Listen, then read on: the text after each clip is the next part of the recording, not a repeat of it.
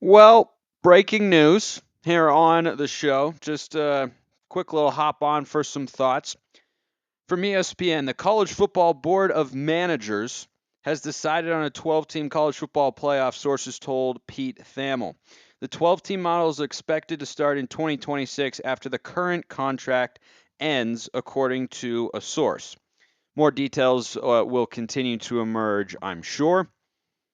If I sound less than thrilled about this, it's because I am less than thrilled about this as a fan of college football, which is always how I've used stories and breaking news and analyzed stuff and whatnot. I love the sport, and I've never once wanted a 12 team playoff, and that includes right now. I don't think the Pac 12 needed a 12 team playoff to regain any legitimacy or to get back into the playoff. What they needed and what they will need in the next few years, because this doesn't take place, thankfully, for 4 years, so we still got 4 seasons of a 14 playoff system left. The Pac 12 to get into the college football playoff, expanding doesn't solve the problem. Because the problem the Pac 12 has been facing is teams have not been good enough in the league consistently to A, give the conference respect. And now it might, I mean, by the time this rolls around, the Pac 12 might not even exist, let's be honest. And B, teams have not been running themselves enough and have not been well coached enough or won enough to get into the playoff. If you can't get into a 14 playoff in college football, I don't think you should have a chance at the national championship. Not with the way the sport is structured. And I love how the sport is structured. I'm not a fan. I'm really not a fan of a 12 team playoff. You could have talked me into six, maybe. But that's not fixing the Pac 12's underlying issues here.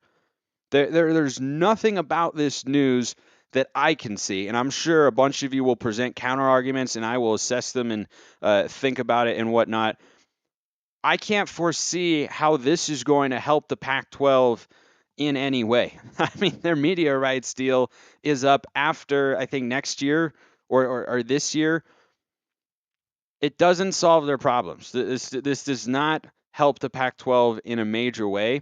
And it doesn't help any individual team because if you were good enough before to get into the top 12, but you couldn't get into the top four to get into the playoff and have a chance to win a national championship, your chances of winning a national championship are not changing at all. I need to pull something up real quick, so bear with me.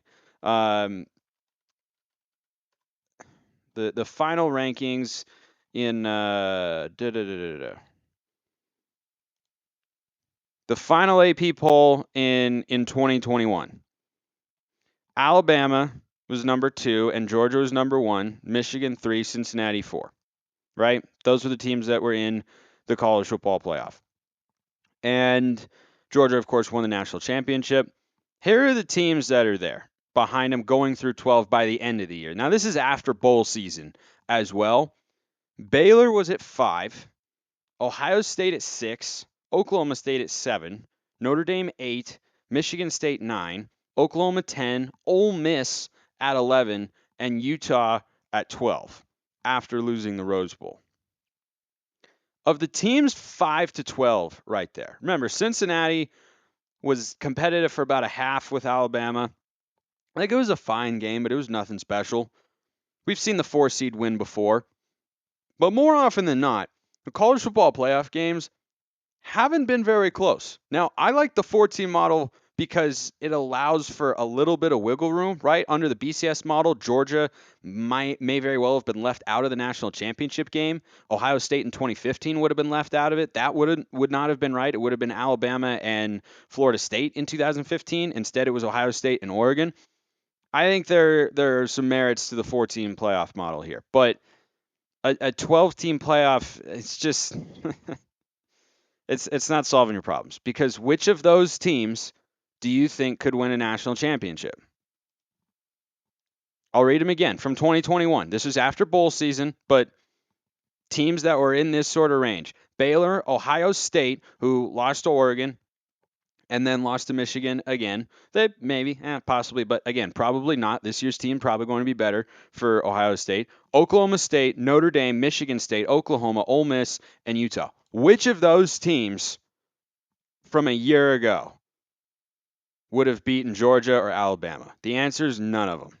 The answer is absolutely none of them.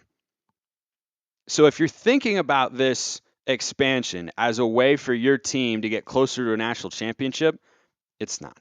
The formula is still the same. You have to build a reputation as a program, you have to recruit at a high level, and you have to have a good, competent coaching staff with talented players on it so that you can go out there and win games. And you have to have some things go right for you over the course of the season, too. That formula for winning and getting to a national championship game, it's not changing. It's not. Because this is not going to change the way the Alabamas and Georgias and Clemson at their peak of the world. It's not going to change how they operate. Those teams, and Ohio State when they're really good, them too, when they're really good and in the college football playoff, there is a gap.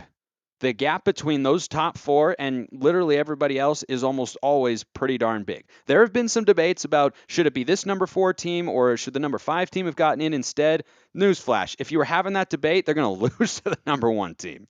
That's the way it's gone. The formula for winning national championship, this is not what is going to bring a national championship to the Pac-12 or keep the Pac-12 alive. Instant thoughts here on the pod. Let me know in the comments below on YouTube. See you next time. Have a wonderful rest of your day.